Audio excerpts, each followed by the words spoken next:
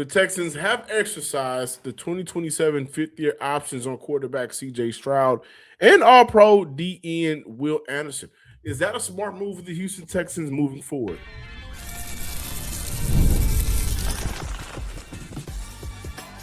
You are Locked On Texans, your daily podcast on the Houston Texans. Part of the Locked On Podcast Network, your team every day. Battle Red Nation from H-Town to your town. Today's episode and every episode of the Locked On Texans podcast is for Texas fans all around. Got a fun show lined up for you today. Really quick, the NFL draft is 3 weeks away. I am excited, and I know y'all are as well. But on today's podcast, we'll be talking about the Houston Texans trading with their big brother, the New England Patriots, for linebacker, pretty much a hybrid player, and a lot of the things that he was able to do in New England, Marte Mapu. So we'll talk about that to close out today's show. Not a lot, but just to look at some of the things that he may present for Houston in a positive way.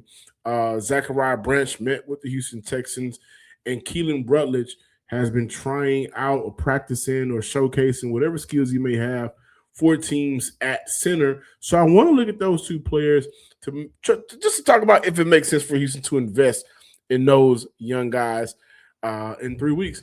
But the Houston Texans exercise fifth-year options on C.J. Stroud and Will Anderson Jr., and that is exactly where we will start today's podcast. Shout out to my everydayers from the Himalayas for making the Locked On Texans podcast your first listen of the day.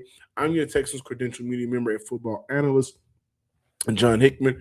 C.J. Stroud is now due $25 million in 2027, while Will Anderson Jr. is due $21 million in 2027. North of 25 and 21 for both of those players, respectively. Still life-changing numbers. So if they run across this podcast, help a brother out, right? But I still think Houston gets the extension done with Will Anderson Jr. first. And this is not a bad thing, guys. Like, we look at the fifth-year option being picked up, and I know the thought could be for some people, why wait, right? Why allow a player to operate on that fifth-year option and then jeopardize that player maybe leaving the team after he has an excellent, outstanding 2026 season, and then after that you look at the 2027 year, which is how long they'll be under contract. If they ball out 2 years in a row, yesterday's price could not be today's price. That could be a scenario where what you thought you was going to give me in 2025 and 2026 may not be the case once that contract extension hits after 2027. And I completely understand that thought, but I say this is not a bad thing because teams look to keep players long-term all the time. And when they look to keep those young players long-term, picking up the fifth-year option is just a natural decision, right? It ensures at least one more year under contract for that player. The fifth-year option also gives teams more time to agree on a contract extension with said player. And in this case, I think this is what's going to happen with Will Anderson Jr.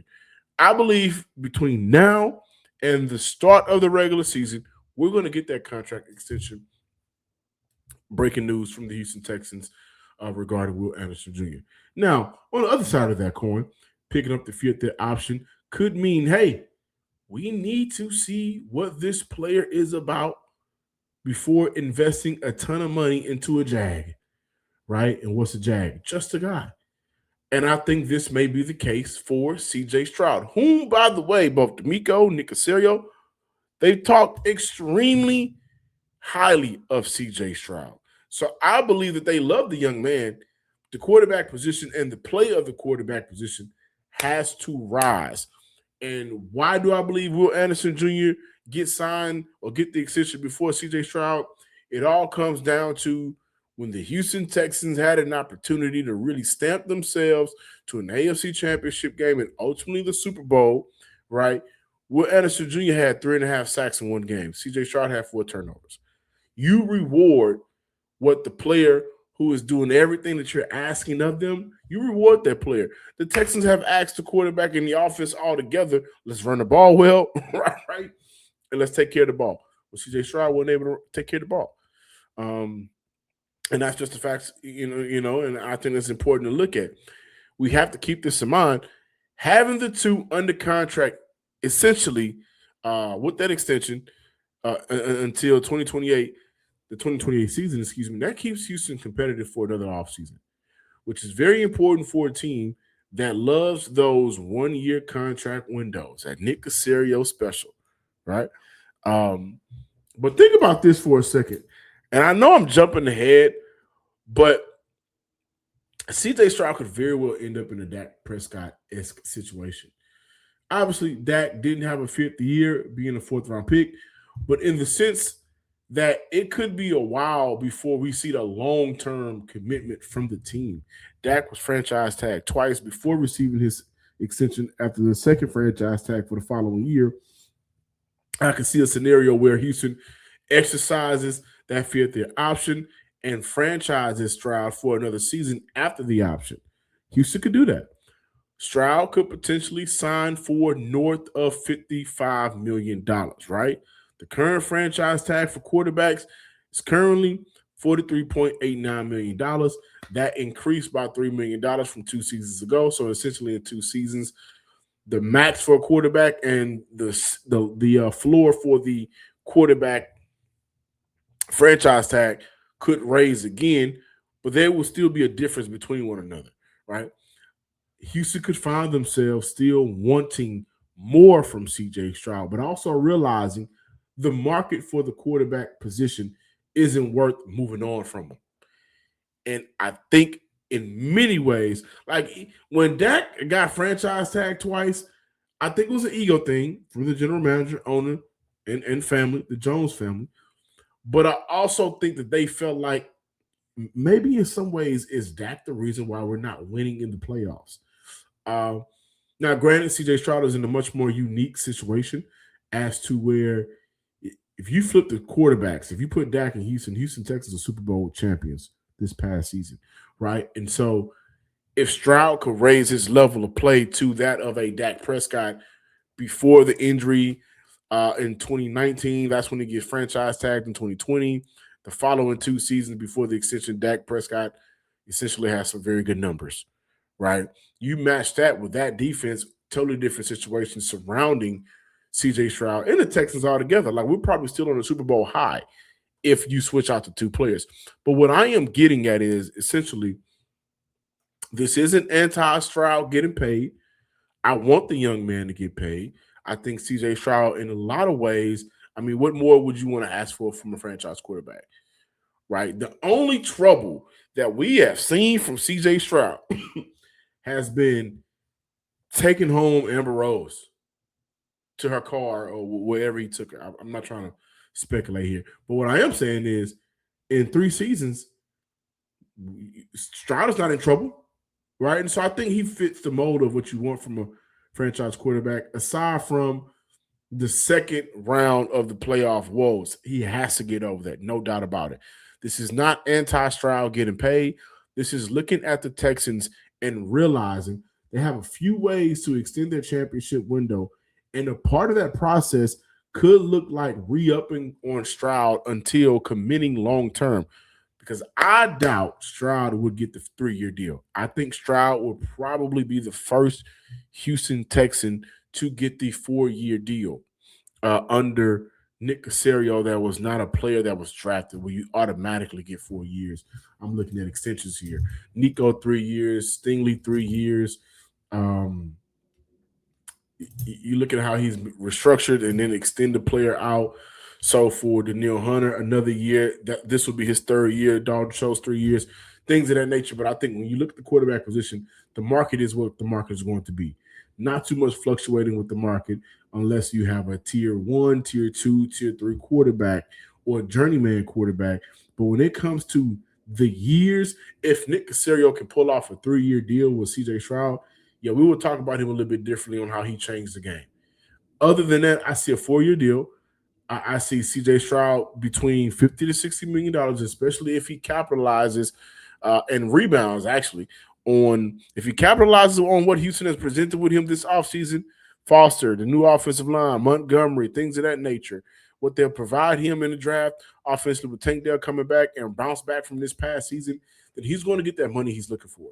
If he doesn't, then maybe you look at under $50 million. Still hard to kind of see how teams view quarterbacks, but ultimately overall, I want to see Stroud get paid, but he has to do a few things. And the Houston Texans picking up his fifth-year option was the smartest decision because essentially, once again, both with Will Anderson and C.J. Stroud, I think will get paid first. They'll be able to Dak Prescott, C.J. Stroud a couple of times where franchise tag, extension. In the case of Stroud, fifth-year option, franchise tag, extension. If he doesn't do what is deemed whatever the Texans want to see from him. And I think that's cutting down turnovers, that's increasing red zone play and the offense altogether and getting into the end zone a lot more. Now, when we return back, Zachariah Branch met with the Houston Texans and Keelan Rutledge providing teams some looks at center. That's a smart move for him. And I really want to talk about Branch and how Houston has kind of set up their roster to this point. None of the guys in this upcoming year's draft, I feel like, needs to be saviors. They just have to be war-ready, young war-ready players that add to what the general and D'Amico Ryans has already put together and what the rest of the cavalry is presenting. More Locked On Texans talk on today's pod.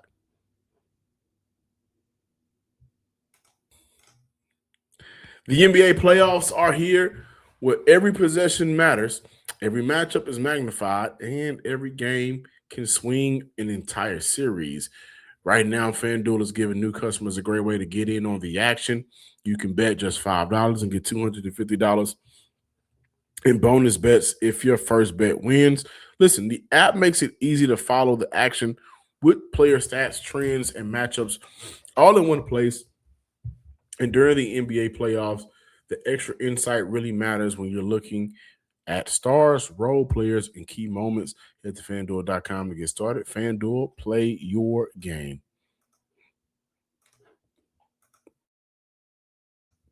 Welcome back, Locked On Texans listeners and viewers. Before we get back to talking ball, I want to talk to y'all, my everydayers, my newcomers of the show, the whole nine. Don't forget to check out the Everydayer Club for ad-free episode experiences and access to the group chat with myself and other listeners of this show. Tap the link in the show notes or go to lockedontexans.supercast.com. Now, as we continue to look towards the NFL draft, some interesting names. Some of these guys we talked about before, like Keelan Rutledge, I'll talk about him. I've talked about Omar Cooper, but in the same light, I kind of view Zachariah Branch in the same way. Not a guy that you really want to see just going downfield too often like that. That wasn't his thing in college. Not to say that he can't transform into that in the pros, in the right system, but ultimately you want to put guys in a position where they do exactly what they've been great at, right? Like when you transition from the college level to the pros, the first 2 years is really about how can we get this guy on the field and get him comfortable. And obviously they're going to challenge that player, especially at the receiver spot where we're looking at quarterbacks averaging 35 to 40 attempts per game now, right? But you want players to just do what they've naturally been doing. And so when I look at Zachariah Branch, it's kind of interesting. I mean, and he's mentioned that he's met with the Texans. And I think for Houston, they've laid out the blueprint for adding to the now for the future. Now, when I say that, I mean, I think their approach will really show once the draft rolls around in 3 weeks. But when I say adding to the now for the future, none of their offseason moves leaves room for us to think Houston needs starters at any spot offensively. None of them. Houston has added David Montgomery, 3 new veteran offensive linemen. Let me say that again. 3 new veteran offensive linemen.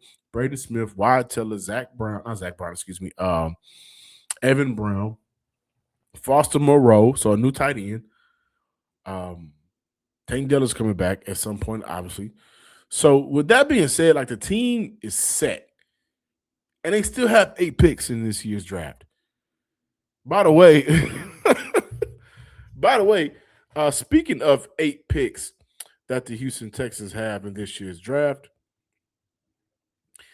this is this was reported by Jordan Schultz. The expectation among many NFL teams is that the 2026 draft will be one of the more trade-heavy drafts in recent memory, according to multiple league sources.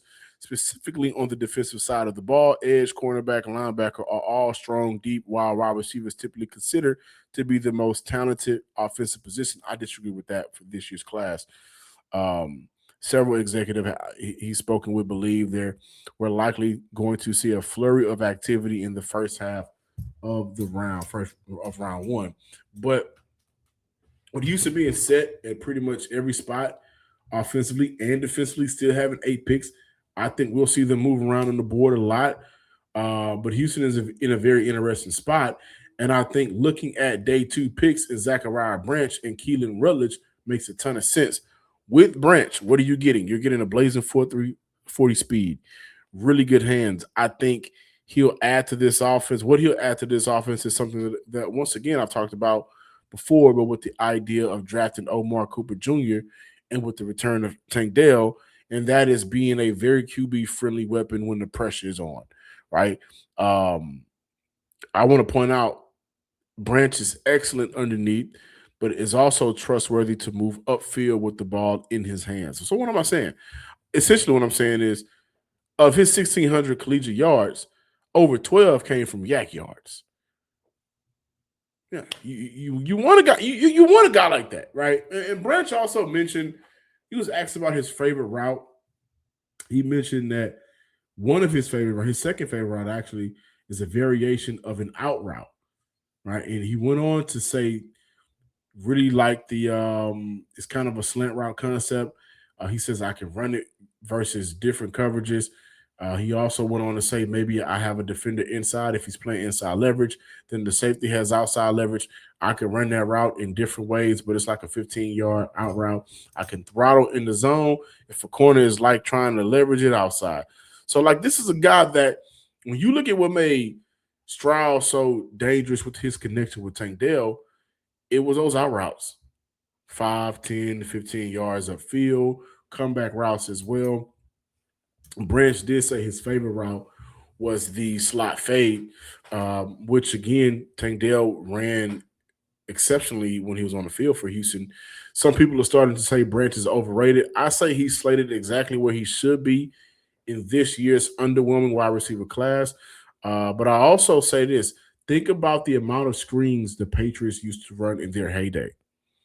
Okay, well, why am I bringing up the Patriots? Why am I bringing up the Patriots? Well, because of Nick Caley, right? Nick Caley is here now in Houston, and let's not bring up the Patriots. Let's look at Caley's Ram background, what he did with the Rams in that offense, and what he was around when he was around that offense with the Rams with Sean McVay. Here's something that I think stands out a little bit more. Puka Nacua last 2 seasons when Caley was there, 38 screen catches, 300 yards, and 13 first downs. Like that, those numbers may not be staggering. Like those numbers may not be mind-blowing or eye-popping. Those are pretty ugly numbers, honestly. But you're looking at one specific call that is out of 38 catches, you got 13 first downs, right? And you got 300 yards out of 38 catches. So like these things I think matter when you look at adding to what an offense is asking of a wide receiver or a player to do in general. And I also want to mention this. D'Amico Ryans was very non-committal on when we'll see Tank Dell once again. He didn't mention OTAs. He didn't mention a date. I'm led to believe, well, like I talked about before, they're not going to rush him back.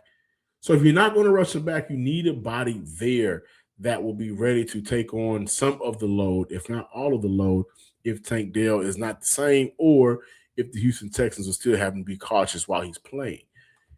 Zachariah Branch wouldn't be a first-round pick, so you're looking at getting him day 2, maybe in the second or third round. I think he'd be a very inexpensive player, obviously with those second or third round contracts, and he will be a player that the Houston Texans, over the course of time, you could look up and say to yourself, I didn't realize he had 500 yards this year in year 3, but those 500 yards are meaningful. Everybody's not going to be a 1,000-yard receiver, right?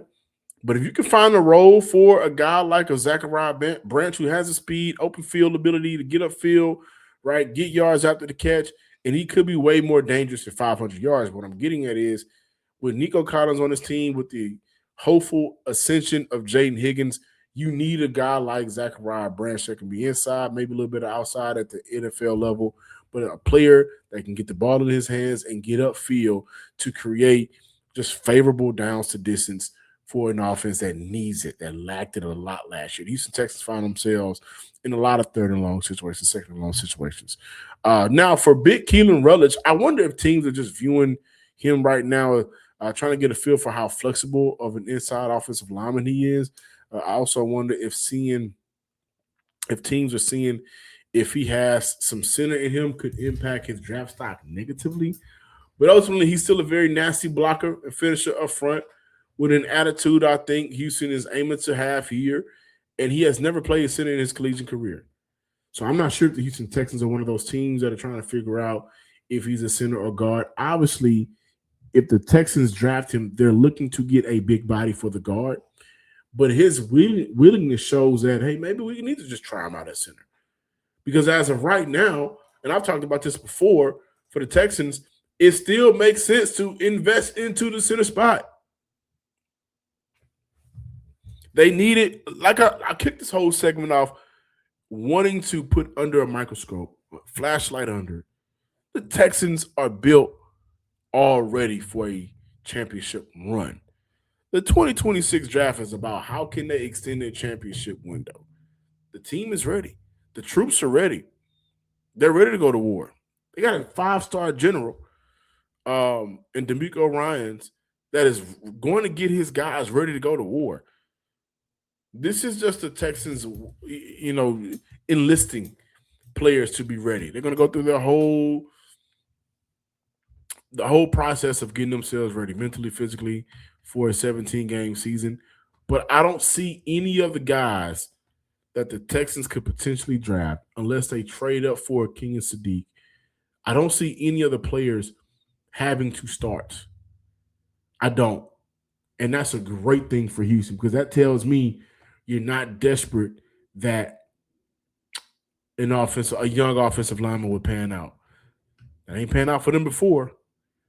The Texans will not be desperate in this year's draft. And that allows for them a lot of flexibility to add on what they already have. And I think that's a great spot to be in. Now for Houston, we got to end off today's episode looking at the Houston Texans trading for a player that I'm not sure we even make the roster. Will provide some things in special teams, but ultimately, I think he is a Jag, just a guy that has played some good football. But he will be with the Houston Texans franchise that has been able to get the most out of a lot of players. Marte Mapu, we're going to talk about him on the other side.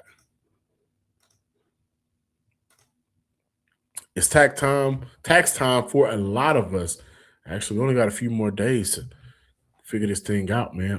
The old way of doing taxes is a lot. Trying to book an appointment that's not the most convenient, sitting in the waiting room with a stack of papers, emailing back and forth, and wondering if they really get your situation.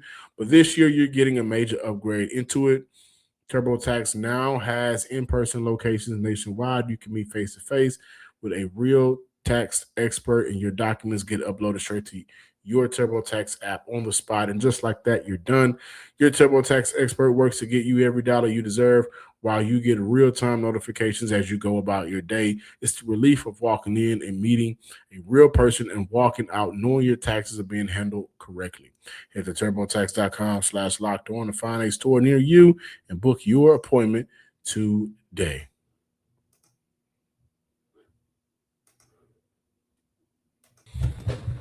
Closing out today's show, talking about the latest addition to the Houston Texans roster, Marte Mapu. The Houston Texans traded for Mapu. They gave up a 2027 sixth round pick. They also received a 2027 7th round pick. I think what's interesting about Mapu being traded for is this is another player a team was getting ready to release that Nick Caserio said, no. Don't release him. Don't release him. Let me trade for him. Let me give up an asset for him. The Patriots, like before the trade went down, uh, obviously I was getting notifications that they were getting ready to move on from him. And I said, okay, well, he'll end up on somebody's roster. He has talent. There's no doubt about it. I mean, he's played some good football for the Patriots, but they were getting ready to release him. And then not long after that, we see the Texans trade for him. And again, this is just what he does. No, I don't want you to let him go. This is Nick Casario. This is my Nick Casario impression. It's a bad one, by the way. But I don't want you to let him go. I want to trade for him. And so some assets were given up to a team for a player that said team was getting ready to release. But for 2025, looking at Mapu, he only played in 12% of the defensive snaps, mostly in nickel dime packages. Total 13 tackles, 1 interception, 5 pass deflections. But you're looking at a guy that I think would be great on special teams. I think he would be great on special teams. And Mapu played in 44 games with 10 starts in New England, totaling 89 tackles, 3 interceptions, and a half a sack. He started 9 games in 2024 under head coach Gerard Mayo. Mayo liked him a lot. But ultimately, it was just time for that team to move on from him. But for the Houston Texans, nothing flashy here, nothing cute here, nothing newsworthy. It's just a player being added to the roster. That's just the best way I can put it. I can also see this being a scenario where he does not make the roster. Marte, he does have a unique skill set. Throughout his career altogether, you're looking at a guy that lined up nearly 400 times with a box at linebacker. You're looking at a guy that's played over 200 snaps at free safety, over 123 snaps at the slot spot, 36 spots aligned as a D tackle. I mean, he's very versatile, but his versatility does come with a lack of impact consistently. 2024, where he played most of his snaps, that's where you saw 9 missed tackles. But ultimately, like this past year, cleaned up on it. No missed tackles this past year. His first year, only 1 missed tackle. He's given up under 200 yards in coverage each year, but you're also looking at a guy that didn't have a lot of opportunity to get on the field in 2024. He did only give up 89 yards. He started 9 of those games, 27 targets, 27 catches allowed, 64% completion percentage, 74, 77 in his first 3 years in the NFL. And again, 8 pass breakups. So he has some skill, no doubt about it. I just think, for one, was he in the wrong situation to begin with? Like when he got drafted, that was Bill's last draft. It was a complete disaster. And so you look at the foundation there for the New England Patriots, and you kind of wonder if it was already broken. At the same time, you're getting a player with that skill set and versatility, and you're bringing him over to a franchise that on the defensive side of the ball, they have the foundation. They have the coaches in place. They have the head coach in place. They have the defensive coordinator in place. What position will he play? If it's anything based off of last year, he's just going to be moved around a lot. But he'll be coming to a situation and environment that is extremely, extremely better than where he's leaving from. And that's a lot to say, considering like the team just went to a Super Bowl, but in his first 3 years of his career, it's been a lot of ups and downs. So now you look at maybe the Texans can kind of hone in on what he does well and put him into positions where he's doing that at a high level consistently and not putting him out on the field, jeopardizing him as often, which is something that I think the Texans have done with their front 7, whoever it's been, extremely well since DeMeco Ryans has arrived. And so we'll see. Like, I don't think he pushes anybody out. Remember the EJ Speed signing this offseason where he's coming back for another season. So now you're looking at the linebacker spot with Azeez, Henry T, EJ Speed. He could potentially be added to that. But when I look at the DBs, will he beat out a Jalen Petrie? Absolutely not. Okay, maybe he's here to back up Jalen Petrie, unless the Houston Texans get a deal done with Emerson Jr., who has formerly played for the Cleveland Browns. Who knows? This is the fun part of the offseason. They're just trying to figure out what the Houston Texans will do before they eventually let you down, because they're going to do the opposite thing.